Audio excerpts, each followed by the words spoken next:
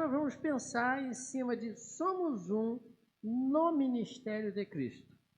Somos um no ministério de Cristo. Efésios 4, de 1 a 16. É o texto que nós vamos ler e vai servir para nós nesta manhã de meditação.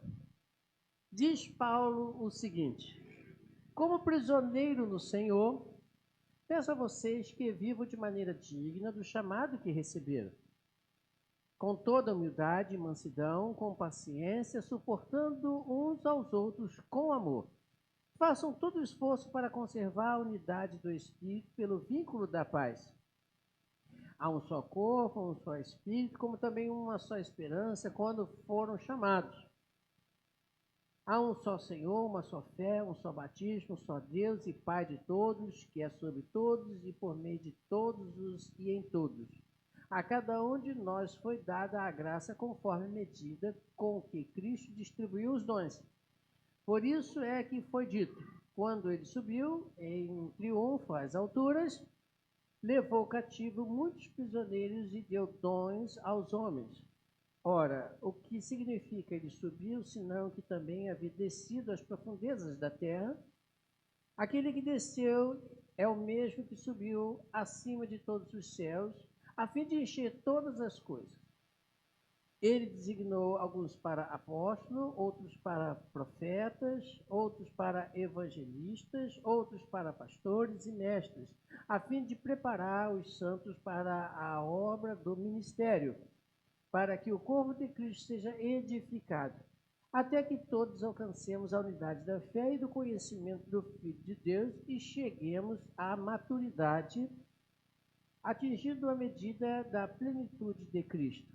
O propósito é que deixemos de ser como crianças, levados de um lado para o outro pelas ondas, ou jogado para cá e para lá por todo o vento de doutrina, pela astúcia e pela esperança de homens que induzem ao erro. Antes, segui a verdade em amor, cresçamos em todas as coisas naquele que é o cabeça, Cristo. Dele todo o corpo ajustado e unido pelo auxílio de todas as juntas, cresce e edifica a si mesmo em amor, à medida que cada parte realiza a sua função. Muito bem. Esse texto, irmãos, eu acho que os irmãos já estudaram muito esse texto, né? Muita coisa que nós já estudamos em outras ocasiões, em outras palavras, em outras igrejas, mas uma coisa que me chamou a atenção desse texto, e eu queria parar um pouquinho para pensar, é que a palavra que ele usa é ministério. Você leu isso aí comigo aí? Você leu o que ele falou? Paulo usa essa expressão ministério? Ou você não percebeu essa palavra no texto? Se quiser, a gente lê de novo, não há nenhum problema quanto a isso. Né? Mas eu acho que você percebeu a palavra ministério aí. Né? Isso aí até é importante a gente pensar. Toda vez que alguém for falar alguma coisa da palavra de Deus, esteja atento ao texto que está sendo lido e usado como referência para que não sejamos levados por vento de doutrina. Ok? Não passe batido pelas palavras. Muito bem. Ele usa aí a palavra ministério. Está exatamente no versículo 12. Está lá, versículo 12, palavra ministério. Pois bem, o que é a palavra ministério? Quando você ouve essa palavra, o que você entende dela? Adailton? Hã? Ministrar alguma coisa. Tá. Muito bom. O que mais? Serviço. Isso, aquele que centraliza e distribui as tarefas. Isso, serviço. Já falou aqui. A palavra ministério na Bíblia, ela vem do grego. Vocês até sabem qual é a palavra. Já ouviram e tem alguns aqui que até fazem isso. Vem do grego diaconia. Servir. Servir o quê? Servir ao quê? Sim, servir a Cristo. Muito bom. Mas quando ele usa essa palavra ministério, como o irmão Raimundo disse, né? Distribuir também. Distribuir o quê? Alguma coisa. Alguma coisa. As tarefas. Alguma coisa. Ele vai distribuir. Nós usamos muito essa palavra hoje no português, que é o diácono, né? Que é servir. Ele serve. A palavra é exatamente essa. E no bom português, traduzindo no bom português, essa palavra servir aqui é garçom. Eu sei que muitos devem agora lembrar, é mesmo, garçom, aquele que vem na tua mesa, né, e coloca para você aquilo que você precisa, ou deseja. Né? Tem gente que é meio apressado, né? Já viu aquele camarada, o garçom está passando lá do outro lado dele, tá? Ei, ei! Não tem gente assim? Né? Quer logo ser servido. Né? E ainda tem gente que ainda vai mais longe. Quando o garçom chega na mesa para dar um pratinho, ele quer 2, 3, 4. Antes que acabe, deixa eu segurar o meu. Isso acontece. Então, a gente está descontraído, mas é uma verdade. Garçom, aquele que serve.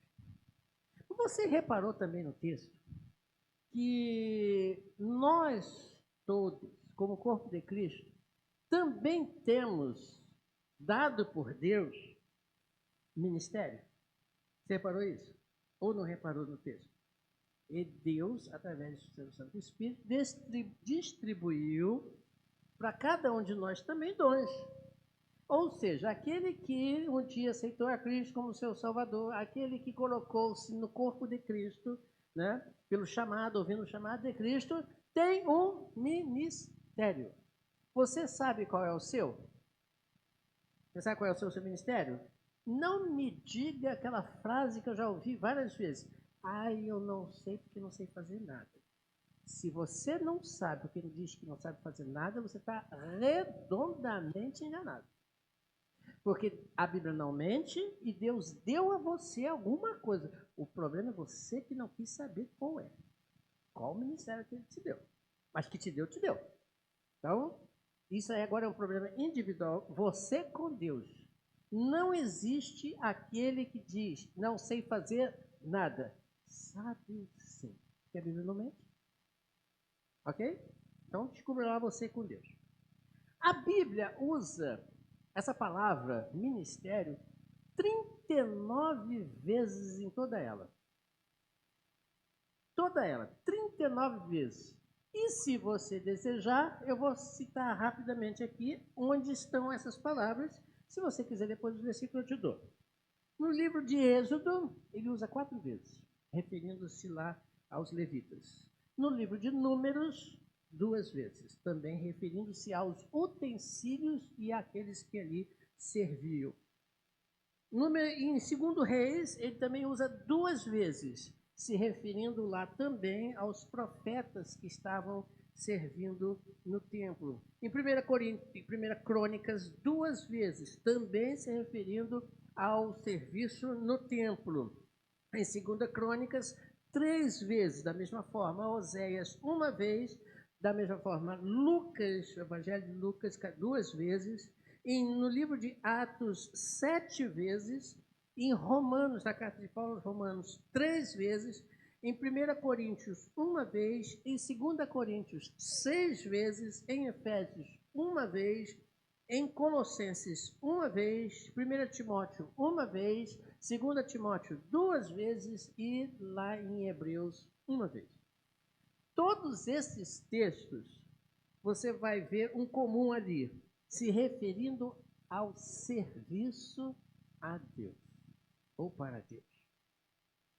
O negócio, né, é que às vezes a gente olha para os ministérios e costumamos supervalorizar alguns. Veja aí, nesse texto, Paulo usa quantos ministérios, você viu? 5 ministérios. Quais eram eles? Vamos lá, quem lembra aí? Primeiro, apóstolo. Tudo bem, você falou profeta, está dentro deles, né? Apóstolo, profeta, pastor, evangelista e o último, mestre. Muito bem. Função de cada uma delas. Apóstolo. A função do apóstolo era simplesmente repassar, né, ou estabelecer aquilo que ele recebeu do mestre como guia para a igreja. Então, Jesus Cristo chamou 12 apóstolos, os 12 apóstolos deu essa incumbência. Ó, vocês são importantes, vão ser as colunas, vamos dizer assim, deste trabalho. Vocês vão passar para os discípulos que virão após vocês todos os fundamentos da fé cristã. Está aqui para vocês passarem. Os profetas. Os profetas, vocês conhecem muito bem, é justamente fazer o quê? É anunciar, comunicar de uma forma ampla para toda a congregação, para que ela possa viver dentro dos princípios estabelecidos por Deus, usados e transmitidos pelos apóstolos. Depois, os evangelistas. Evangelistas são aqueles que têm como objetivo anunciar o evangelho, as boas novas. Aqueles que não conhecem a Cristo passam a conhecer. Depois, os pastores, aqueles que cuidam do rebanho, aqueles que têm como função oferecer o ensino da palavra, o conhecimento espiritual. E por último, os mestres, ou seja, aqueles que têm a função de ensinar. A irmã Vera estava falando na escolinha, né? Cadê a irmã Vera? Cadê? Fugiu. Ali atrás, escondido. Né? A escolinha, mas é a escolinha mesmo. A gente está ali. E aquele indivíduo que está ali em pé, né? Ele é um mestre. Ele é um mestre. É aquele que está ensinando.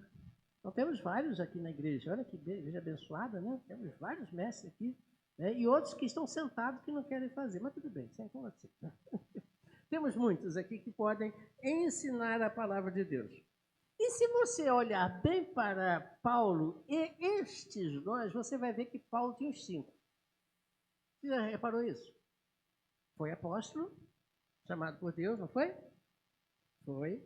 Ele foi profeta, porque ele também anunciou às igrejas a vontade de Deus. Foi evangelista, e o camarada fez várias viagens evangelísticas pregando o evangelho.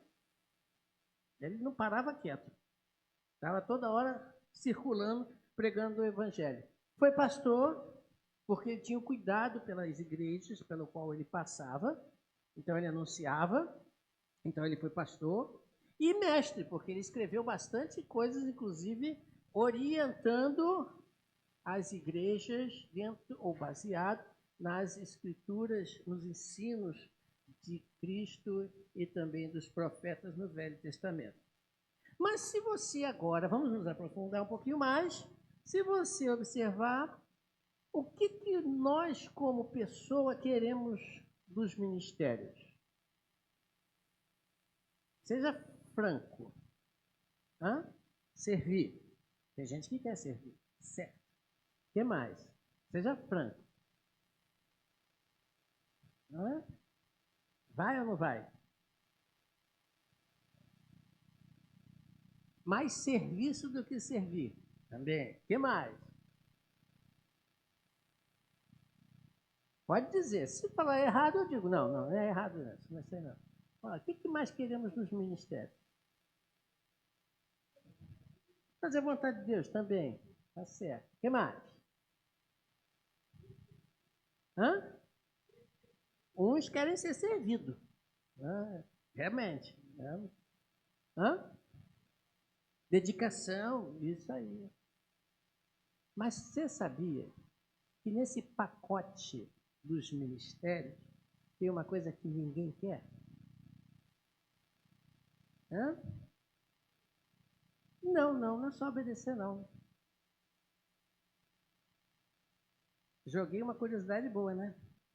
A gente quer servir, tem gente que quer servir, tem gente que quer obedecer, tem gente que quer trabalho, e assim por diante. Mas tem algo no ministério que Deus dá como parte do pacote. E ninguém quer. Aflições. Você sabia que faz parte do pacote as aflições? Você sabia que faz parte do pacote chamado ministério sofrimento? Sabia dessa?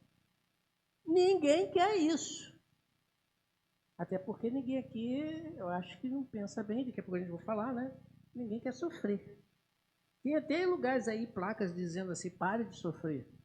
Só que a Bíblia diz para nós que além das bênçãos e felicidades que Deus nos proporciona, também vem junto o quê? As aflições. Então faz parte do pacote as aflições da nossa vida cristã. Mas, especificamente, ministérios, e todos nós temos, tem lá exatamente aquilo que ninguém quer: sofrimento. E ninguém está afim de sofrer. Seja sincero, você está afim de sofrer? Fala a verdade, fala. Eu acho que ninguém quer. Acho, não tenho certeza. Ninguém quer sofrer. Mas vejam o que Paulo fala em Colossenses capítulo 1, versículo 24. Felipe, faz favor. Colossenses 1, 24 na NVI. Olha o que Paulo fala sobre este item do pacote. Colossenses 1, 24.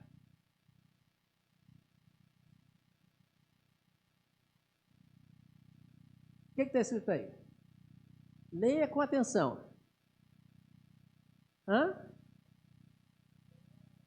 Agora, neste momento, nesse instante, como apóstolo, mestre, professor, pastor, evangelista, ele diz que ele se alegra nos seus, não coletivos, mas sim seus sofrimentos. Por quem? Pelos outros. Por vocês. E completo no meu corpo o que resta das aflições de Cristo, em favor do seu corpo, que é a igreja. Em outras palavras, Paulo não está dizendo que sofrimento aqui é uma coisa boa. Ele não está dizendo isso. Ele disse aí no texto? Não, não está dizendo isso. Ele está dizendo que ele se alegra por sofrer por nós e completando a tarefa de Cristo, ou por Cristo. Isso ninguém quer, sofrer. Ninguém está aí a fim de sofrer. Mas Paulo usa, eu me alegro nos meus sofrimentos. Meus sofrimentos. Por vocês, pela igreja, e aí a gente abre já um grande negócio. Ninguém está afim de sofrer pelo outro. Ninguém está afim. E quando ele fala de Cristo, ele está dando um exemplo maravilhoso. Porque o que Cristo fez por você? Vamos ser realistas? Vamos fazer uma comparação? Coloque-se no lugar de Deus. Eu sei que não dá, mas finja pelo menos. No seu trono, tudo nesse universo, no mundo físico e espiritual, está debaixo do teu poder. Coisa boa, né? Tem gente até que... Tudo está debaixo do teu poder. Tudo. Nada é impossível para você. Você conhece todas as coisas. Chega um determinado momento, ele levanta-se do seu trono e diz, vou me fazer como uma das minhas criaturas chamada ser humano. E ali ele se esvazia. Ou seja, ele joga para o lado todo aquele poder e glória que ele tem. Não sei como ele fez isso. E não estou a fim de querer saber, porque não vou conseguir mesmo entender. Né? Nossa cabeça não dá para entender isso. Joga tudo para o lado. Vem em forma de quê? Homem. Mas para que vem em forma de homem, ele nasce de uma... Olha o que ele passa. Você que já foi papai, mamãe e que está fresquinho aí. O André, né, com a Estherzinha, o Lucas aí, né? Veja bem. Chora porque está com fome. Tem que mamar. Faz as suas necessidades aonde? No vaso? Não. Hoje a gente tem fralda descartável, né? Mas naquela época não tinha esse negócio. Aí começa a crescer, gatinhar, andar, Ele veio como um homem. Ele começou, então, a uma vida de dependência de um outro ser humano, criatura dele. Aí ele começa o seu processo de crescendo, vai crescendo, vai crescendo. E aí, no final da história, ele já adulto encara um povo que não aceita. Veio para o que era seu, mas os seus não o receberam. E no final dos 3 anos de ministério, ele vai para que lugar? Para a cruz. Sendo crucificado pela sua criatura, porque simplesmente ele nos amou. Você conseguiu enxergar você ali? Você faria isso? Aí você diria como eu, provavelmente. Nunca. Por quê? Porque eu e você não queremos sofrer pelo outro. Só que Paulo joga agora o contrário. Olha, eu me alegro porque eu estou sofrendo por vocês. Então alguma coisa está errada. Ou é Paulo que usa de hipocrisia ao falar isso, ou é você e eu que não estamos enxergando o que este sofrimento quer e pode produzir em nossas vidas. Entendeu? Ou Paulo está sendo hipócrita e mentiroso, ou então eu e você não estamos enxergando o que o sofrimento pode produzir nas nossas vidas, pode e quer produzir em nossas vidas. E essa falta de visão faz com que aconteça que a unidade nunca aconteça. Se alguém pisa no teu pé, o que é que tu faz? Você pisa no dele, né? Você põe a boca no mundo, né? Porque você não está afim. Ainda usa aquela expressão, eu tenho meus direitos. Nós somos assim. E quando eu digo nós, eu também, tá? Uma coisa que a Adriana sabe perfeitamente, quando eu levo uma fechada, como é que eu fico? Senhor, abençoa aquele cara que nunca mais faça igual. É assim que eu faço? Dá vontade de fazer igualzinho. Somos assim, irmãos, somos assim. A nossa visão é muito limitada. E cada dia precisamos aprender. Aprender um pouco mais. E o que nós precisamos enxergar aqui? Comigo. 2 Coríntios 4,17. Também na mesma versão, Felipe. Obrigado. 2 Coríntios 4,17. O que Paulo diz aqui para a igreja de Corinto? Você conhece esse texto?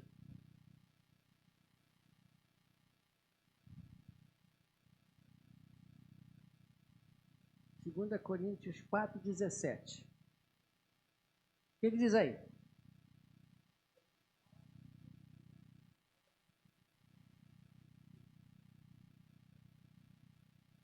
Vocês estão lendo? Estão lendo? Pois os nossos...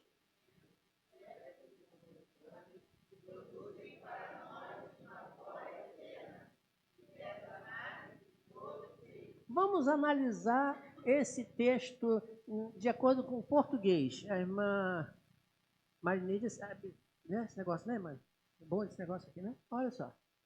Pois os nossos sofrimentos que têm quais qualidades? Qualidade, né? São leves, ou seja, o teu sofrimento, o meu sofrimento é leve, é momentâneo e vai produzir em nós uma glória, o quê? Passageira?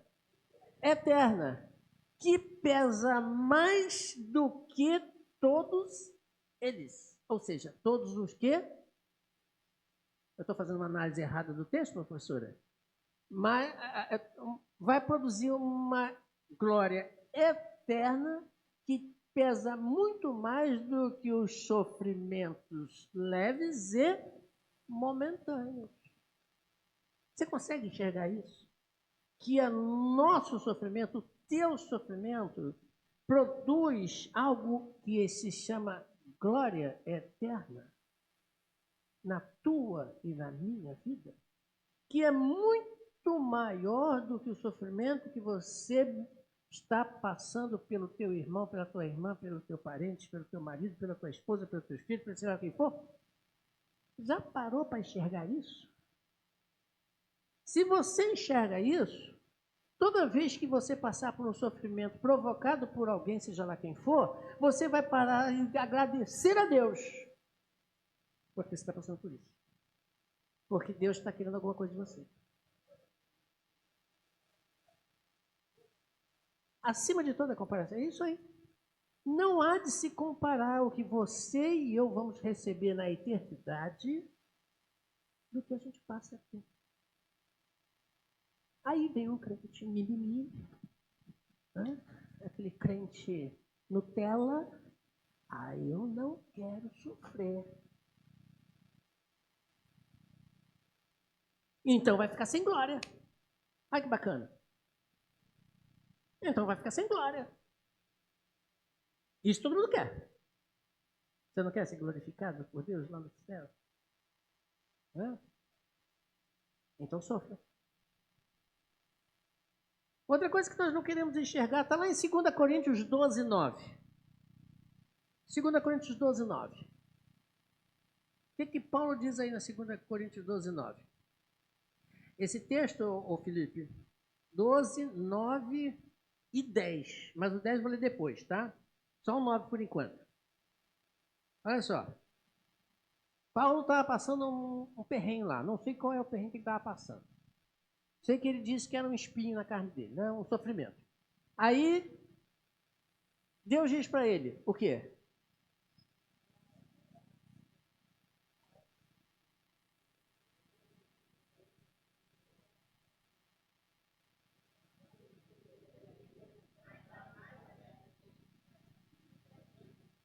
Olha só que Paulo está falando, gente. Que Deus está falando, aliás, para Jesus Cristo, e depois do que ele diz. A minha graça é suficiente, Paulo. Experimente espetar o dedo e fique com aquele espinho no dedo. Você vai gostar? Fala a verdade. As irmãs aí que trabalham com costura, né? Ou os irmãos que são diabéticos, que toda hora tem que estar dando uma espetadinha. É igual. Eu também já pisei num prego. Aliás, quem nunca passou por esse pisar em prego não viveu também, né? Não teve infância. Pois é. Espinho não é nada agradável. Por isso a expressão Paulo diz. Qual era o espinho de Paulo? Não sei, não quero saber. Eu não estou afim de querer saber. Eu sei que ele tinha o dele. E com certeza nós também temos os nossos. Também não estou querendo saber de ninguém qual é o espinho de vocês. Não me interessa. Me interessa que o meu já dá muito trabalho. E aí o que acontece? Deus diz, Paulo, a minha graça te basta. Só em você saber que é meu filho e quando eu morrer você vai entrar na glória eterna, eu acho que isso é o suficiente para você passar por esse momento sem reclamar. Daqui a pouco eu vou falar por que nós reclamamos. A graça te basta, Paulo. Tá bom. E olha, que ele continua dizendo que o poder de Deus se aperfeiçoa na fraqueza. Ou seja, quando você está sofrendo por Cristo, o poder de Deus está se aperfeiçoando em sua vida. Porque você está crescendo, você está amadurecendo, como Paulo diz lá no texto primeiro que nós lemos. Vamos deixando de ser meninos e vamos amadurecendo. Vamos amadurecendo. Vamos crescendo e amadurecendo. E ele, Paulo, continua dizendo, e você viu no texto, que além disso, Deus, Jesus Cristo, ele não veio tirar problema de ninguém. Ele não veio tirar problema de ninguém. Ele veio tirar o problema, que é o pecado. Ok? Se você olhar para os nossos irmãos apóstolos lá do primeiro século, como eles morreram, foram mortes terríveis. E morreram com alegria nos seus corações. Você já foi decapitado? Eu nunca, né? Até porque se fosse, não estaria aqui. Mas deve ser muito interessante você botar a cabeça numa guilhotina e ver a tua cabeça cair para o outro lado. Hã? Você já foi crucificado de cabeça abaixo? Você vai cortado ao meio? Foram algumas das mortes, né, que os nossos irmãos apóstolos passaram, né, pastor Isaías? Estevão apedrejado. Se você leva uma pedrada e já fica chateado, que dói, imagina morrer apedrejado. Então veja, irmãos, o sofrimento, infelizmente, existe. Mas o que nós não conseguimos enxergar é que o poder de Deus se manifesta nas nossas fraquezas, nos nossos sofrimentos. E o versículo 10, o que diz o versículo 10? Só para a gente fechar aqui essa ideia. O que diz assim? Por isso, por Cristo,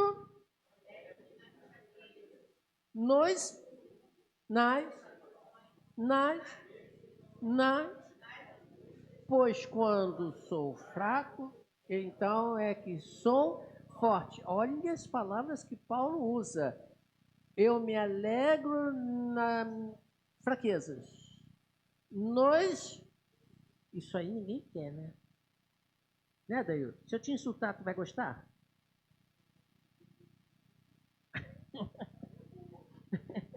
Mas ninguém gosta de ser insultado. Ninguém gosta. Nas privações, você gosta de passar privação? Não. Você gosta de ser perseguido? Ainda mais se você não fez mal nenhum, como foi o caso de Cristo. Qual foi o mal que Cristo fez para ser perseguido? Nenhum. Nas angústias. E aí Paulo conclui dizendo o seguinte: então, quando eu estou passando por essas questões e sou fraco em relação a isso, então é que eu sou o quê? Porque eu passei por elas e venci. Se você não suporta as investidas que Satanás naturalmente as provoca, isso significa que você não está afim de sofrer, você não está afim de passar pelas dificuldades, e isso mostra que você não é forte, mas você é o quê? Carnal. Não é nem fraco, porque quando sou fraco, então para não confundir a cabeça, carnal. A primeira carta de Paulo aos Coríntios mostra bem claro, né? Olha, gente, parafraseando o texto, né? Primeira carta no capítulo 1, acho que 2, ele fala isso. Olha, eu não posso falar com vocês como adulto, mas eu estou falando com vocês como crentes infantis, carnais, espiritualmente falando. Porque há dentro de vocês o quê? Aí ele coloca uma lista, né? Há o quê? Insultos, perseguições, privações, desavenças. Então, um retrato de uma igreja que é composta por pessoas que passam por isso e não aceitam passar, não buscam a paz, não buscam a reconciliação, não buscam sofrer um pelos outros, significa que é uma igreja composta por crentes, o quê? Carnais. E não é isso que Deus quer. Paulo sofre por Cristo. Ele passa por privações. E ele escreve isso lá em Filipenses 1, 29. Porque vos foi concedida a graça de padecer, olha, graça por padecer por Cristo e não somente de credes nele. O sofrimento de Paulo servia para que Cristo fosse exaltado na sua vida, como ele escreve lá em Filipenses 1, 20. Segundo a minha ardente expectativa e esperança de que em nada serei envergonhado, antes, com toda ousadia, como sempre, também agora será Cristo engrandecido no meu corpo, que quer pela vida ou quer pela morte. O sofrimento de Paulo tinha tudo para ser realmente terrível. Mas Paulo passa pelo que passou porque ele amava Cristo. E Cristo fez o que fez porque nos amou. Então, por que nós não vamos fazer a mesma coisa? Sofrimento, ninguém gosta. Sofrimento, ninguém gosta. Aí a gente faz aquela pergunta que eu falei, mas por que nós não gostamos? Por que nós não gostamos? E reclamamos? Isso é fácil. Fácil responder. Né? Eu escrevi aqui uns motivos interessantes. Porque o sofrimento, irmão, isso é natural. É uma questão de sobrevivência. É um mecanismo de sobrevivência. Então a gente não quer sofrer porque a gente quer viver, lógico. Só que a Bíblia diz que estes sofrimentos, que muitas das vezes você e eu passamos, é para a glória de Deus e para o nosso crescimento. Então nós precisamos aprender a passar por eles, não como fugindo deles, mas sim enfrentando eles. Para que a gente possa dizer como Paulo, como ele falou no final, combati o bom combate. Combati o bom combate. Então, quando Cristo nos ensina assim, e Cristo também no final ele pôde dizer isso, né? Ele simplesmente foi vitorioso e glorificado por Deus. Ele se humilhou e se humilhou a ponto de morrer na cruz.